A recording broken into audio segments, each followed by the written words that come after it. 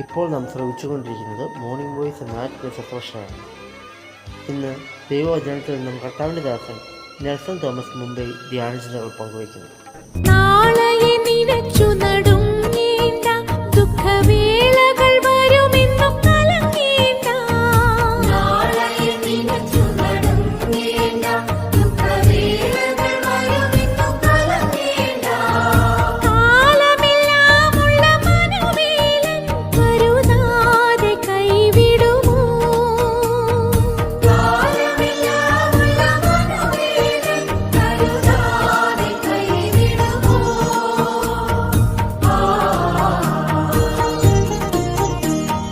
മനമേ ചഞ്ചലമെന്തിനായി, കരുതാൻ വല്ലഭനില്ലയോ ജയവീരനായി. മനമേ ചഞ്ചലമെന്തിനായി. ദൈവനാമം വാഴ്ത്തപ്പെടുമാറാകട്ടെ. അല്പസമയത്തെ ധ്യാനത്തിനായി 1 കൊരിന്ത്യർ 1-ാം അധ്യായം അതിൻ്റെ 6-ാം വാക്യം വായിക്കാം.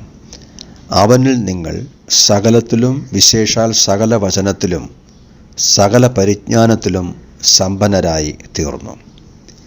ഒരിക്കൽ റോഡരികിൽ മരിച്ചു വീണ ഒരു ഭിക്ഷക്കാരൻ്റെ ഭാണ്ഡക്കെട്ടുകൾ പോലീസ് പരിശോധിച്ചപ്പോൾ കാണുവാൻ കഴിഞ്ഞത് 7 ലക്ഷത്തിലധികം രൂപയാണ്.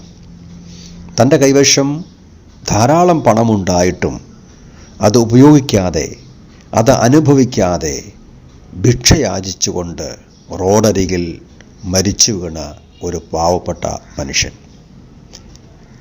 ഇത് പലപ്പോഴും ആത്മീക ജീവിതത്തിലും അനുഭവിപ്പാനും സംഭവിക്കുവാനും സാധ്യതയുണ്ട്. കൊരിന്തിലെ സഭയെക്കുറിച്ച് പൗലോസ് പറയുന്ന വാക്ക് ശ്രദ്ധേയമാണ്. നിങ്ങൾ സമ്പന്നരായി തീർന്നു. 3 വിഷയങ്ങളാണ് ഇവിടെ നിന്നും നാം ശ്രദ്ധിക്കേണ്ടത്. ഒന്ന്, യഥാർത്ഥ സമ്പത്ത് ആത്മീക സമ്പത്താണ്. ലൂക്കോസിൻ്റെ സുവിശേഷം 12-ാം അധ്യായം 21-ാം വാക്യത്തിൽ കർത്താവ് തന്നെ ആ കാര്യം പറഞ്ഞിട്ടുണ്ട്. ദൈവവിഷയമായി സമ്പന്നനാകാതെ, ദൈവവുമായുള്ള ബന്ധത്തിൽ നന്മകൾ, അനുഗ്രഹങ്ങൾ അനുഭവിക്കാതെ ലോകപ്രകാരമുള്ളതായ ധനത്തിൽ ആശ്രയിക്കുന്നവൻ മൂഢനാണ്. ലൂക്കോസ് 16:11 അതേ ആശയം പറയുന്നുണ്ട്. യഥാർത്ഥ സമ്പത്ത് അത് ദൈവിക വിഷയത്തിൽ ലഭിക്കുന്ന സമ്പന്നതയാണ്. വെളിപ്പാട് 3-ലെ സംഭവം നമുക്കറിയാം. ലവദോക്കിയ സഭ സമ്പന്നർ എന്ന് പ്രശംസിച്ചവരെ നോക്കി കർത്താവ് പറഞ്ഞത്, നിങ്ങൾ ദരിദ്രരാണ്, നിങ്ങൾ നഗ്നരും കുരുടരുമാണ്.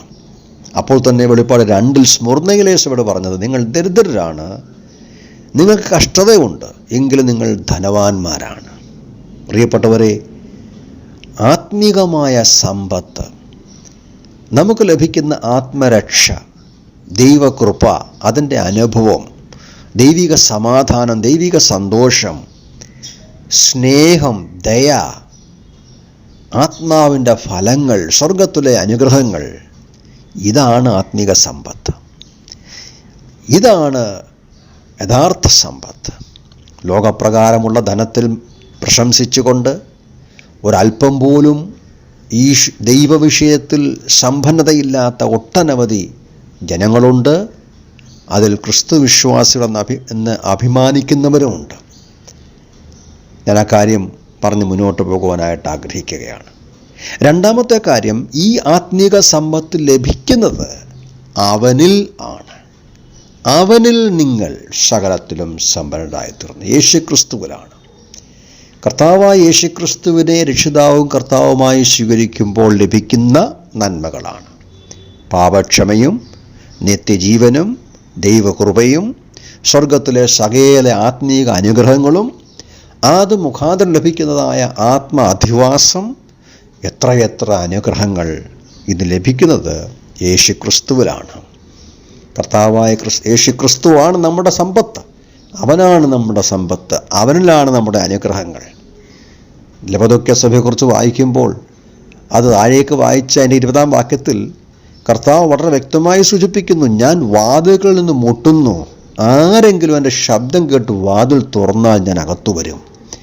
അവരുടെ ദാരിദ്ര്യത്തിൻ്റെ കാരണം അവരുടെ മധ്യേ കർത്താവില്ലായിരുന്നു. യേശുക്രിസ്തു അവരുടെ ജീവിതത്തിന് പുറത്തായിരുന്നു.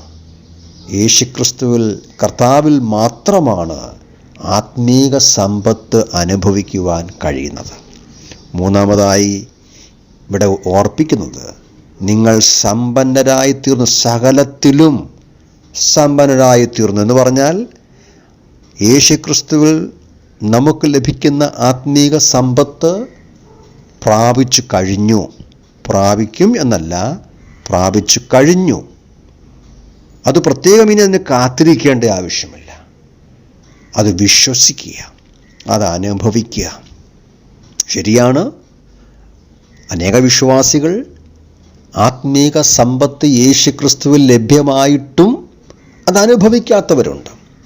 സ്മർന്നയിലെ സഭയോട് പറയുമ്പോൾ, നിങ്ങൾ ദരിദ്രരാണ് ലോകപ്രകാരം, പക്ഷേ ധനവാനാകുന്നു നിങ്ങൾ ആത്മീകമായ നന്മയും സമ്പത്തും അനുഭവിക്കുന്നവരാണ്. പലപ്പോഴും നാം അത് ബോധവാന്മാരല്ല. ലോകത്തിൽ പണക്കാരുണ്ട്, ധനവാന്മാരുണ്ട്.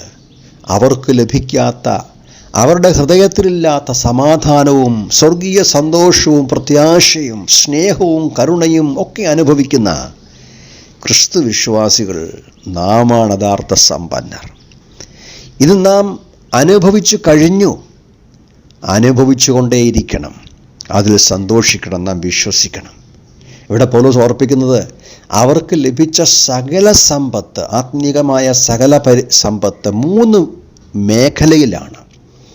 സകല പരിജ്ഞാനത്തിലും സമ്പന്നരായി തീർന്നു, സകല വചനത്തിലും സമ്പന്നരായി തീർന്നു, സകല കൃപാവരത്തിലും സമ്പന്നരായി തീർന്നു.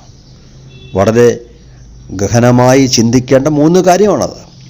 ഒന്ന്, സകല പരിജ്ഞാനം. ദൈവഹൃദയത്തിൽ ദൈവത്തിൻ്റെ മനസ്സ് അറിയാനുള്ള ഭാഗ്യം യേശുക്രിസ്തുവിൽ നമുക്ക് കർത്താവ് നൽകി. നമ്മെക്കുറിച്ചുള്ള ദൈവത്തിൻ്റെ ഇഷ്ടം, ലോകത്തെക്കുറിച്ചുള്ള ദൈവിക പരിപാടികൾ, അങ്ങനെ എത്രയെത്ര വിലപ്പെട്ട ആത്മീക സത്യങ്ങൾ അനേകർക്ക് മനസ്സിലാകാതെ ഇരിക്കുമ്പോൾ നമ്മുടെ കണ്ണുകളെ തുറന്ന് നമ്മെ ബോധ്യപ്പെടുത്തി, അതൊരു വലിയ അനുഗ്രഹമാണ്. മാത്രമല്ല, സകല വചനത്തിലും ദൈവികമായ സത്യങ്ങൾ കമ്മ്യൂണിക്കേറ്റ് ചെയ്യാനുള്ള പ്രാപ്തി, അത് പറയുവാനുള്ളതായ പ്രാപ്തി, അത് മറ്റുള്ളവരെ പറഞ്ഞ് ബോധ്യപ്പെടുത്താനുള്ള പ്രാപ്തി. മാത്രമല്ല, 3-ാമത്തെ മേഖലയാണ് കൃപാവരം. ഒരു കൃപാവരത്തിലും കുറവില്ലാത്ത ഒരു സ്ഥലം സഭ. ദൈവജനത്തിൻ്റെ വലിയ സൗഭാഗ്യമാണത്. യേശുക്രിസ്തുവിൽ ലഭിക്കുന്ന ദൈവത്തിൻ്റെ പരിശുദ്ധാത്മ സഹായത്താൽ ലഭിക്കുന്ന ദൈവികമായ കൃപാവരങ്ങൾ, ദൈവജനത്തിൻ്റെ ശുശ്രൂഷയ്ക്ക് വേണ്ടി ലഭിക്കുന്ന പ്രത്യേകമായ പ്രാപ്തികൾ. അപ്പോസ്തലനായ പൗത്രോസ് പറയുന്നു, ഈ വിവിധങ്ങളായ കൃപാവരങ്ങൾ കൊണ്ട് അന്യോന്യം ശുശ്രൂഷിച്ചു കൊള്ളുവീൻ. 3 മേഖലയിൽ കൊരിന്തിലെ വിശ്വാസികൾ സകലത്തിലും സമ്പന്നരായിത്തീർന്നു. ഇന്ന് രാവിലെ എന്നെ കേൾക്കുന്ന പ്രിയ വിശ്വാസിയെ, നമ്മുടെ ആത്മീക സമ്പത്തിൻ്റെ ബോധ്യം നമുക്കുണ്ടോ? നമ്മൾ കർത്താവ് യേശുക്രിസ്തുവിൽ നമുക്ക് ലഭിച്ചിരിക്കുന്ന സ്വർഗത്തിലെ സകല നന്മകളെക്കുറിച്ചുള്ള ബോധ്യം നമുക്ക് വേണം. അത് ദൈവത്തിൻ്റെ വചനത്തിൽ വായിച്ച് പഠിച്ച് മനസ്സിലാക്കി അനുഭവിക്കണം. അതിനെ ഉപയോഗിക്കണം. അതിനെ കർത്താവിനെ മഹത്വപ്പെടുത്തണം. അതിനേറ്റവും അത്യാവശ്യമായ കാര്യം നമ്മുടെ ആത്മീക ദാരിദ്ര്യത്തിൻ്റെ ബോധ്യമാണ്. അതാണ് കർത്താവ് പറഞ്ഞത്, എന്ത്? ആത്മാവിൽ ദരിദ്രരായവർ ഭാഗ്യവാന്മാർ. എൻ്റെ ജീവിതത്തിൽ കർത്താവേ, ഞാൻ നിന്നെ കൂടുതൽ അറിയണം. നിൻ്റെ കൃപ, നിൻ്റെ സ്നേഹം, നിൻ്റെ ദയ, നിൻ്റെ സ്വഭാവം, നിൻ്റെ ഗുണങ്ങൾ എന്നിൽ കൂടുതൽ ലഭിക്കണമെന്നുള്ള ആ ഒരു ആത്മീക വാഞ്ച നമുക്കുണ്ടാകണം. നമ്മുടെ യഥാർത്ഥമായ ആത്മീക പാപ്പരത്വത്തിൻ്റെ ബോധ്യം നമുക്കുണ്ടാകണം. അത് നാം ഏറ്റുപറയുമ്പോൾ, അത് നാം സമ്മതിക്കുമ്പോൾ, നമ്മുടെ കർത്താവിൽ നമുക്ക് ലഭിക്കുന്ന ആത്മീക സമ്പത്ത്, അതാണ് യഥാർത്ഥ സമ്പത്ത്. ആ സമ്പത്തിൽ നമുക്ക് ആശ്രയിക്കാം. ആ സമ്പത്തിൽ നമുക്ക് കർത്താവിനെ സന്തോഷിച്ചുകൊണ്ട് ദൈവത്തെ മഹത്വപ്പെടുത്താം. എന്നെ കേൾക്കുന്ന പ്രിയ സുഹൃത്തെ, ഈ ആത്മീക സമ്പത്ത് ഇന്ന് അനുഭവിക്കുവാൻ യേശുക്രിസ്തുവിൽ നമുക്കിടയാകട്ടെ. ദൈവമായ കർത്താവ് നമ്മെ അതിനായിട്ട് സഹായിക്കട്ടെ.